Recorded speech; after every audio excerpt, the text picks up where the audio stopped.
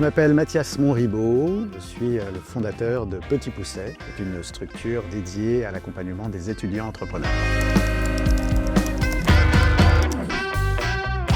Cette première aventure entrepreneuriale a été pour moi une découverte, toute la richesse qu'offre la création d'entreprise. Quand vous êtes très curieux de nature, c'est passionnant de créer sa propre société parce qu'il faut faire du marketing, il faut faire du management, il faut faire de la finance, il faut faire du commercial. Je trouve que la création d'entreprise, ça a été pour moi nourricier dans cette frénésie créative et cette curiosité qui était la mienne et qui est toujours la mienne aujourd'hui, 30 ans après.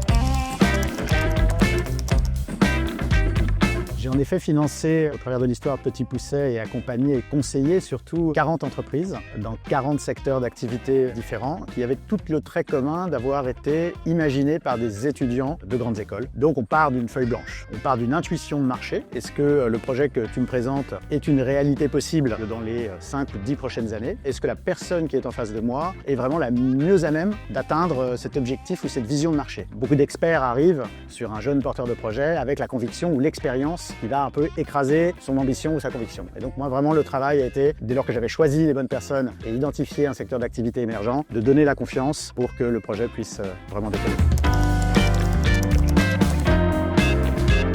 Pour moi, la qualité d'écoute principale, c'est l'humilité, savoir s'entourer de personnes bienveillantes et être très attentif à toutes les remarques, y compris négatives. Chaque personne que je rencontre va pouvoir éclairer ma voie et me mener sur la concrétisation de ce projet entrepreneurial que j'incarne et que j'ai envie de mener à bien.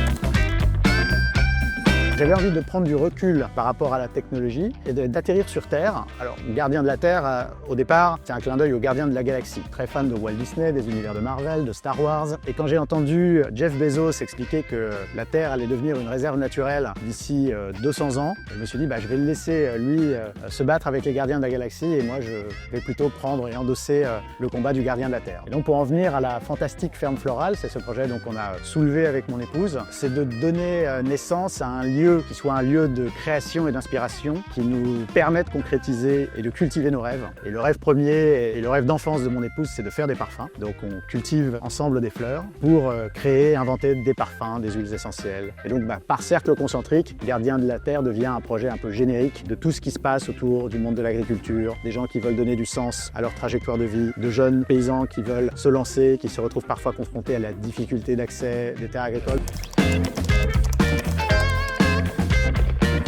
Depuis 10 ans, j'ai l'absolue conviction que tous les projets entrepreneuriaux auront un vrai facteur d'impact, un vrai facteur de sens écologique, un vrai facteur de bien-être pour les salariés, des dimensions qui vont vraiment et qui sont très présentes et qui sont des convictions.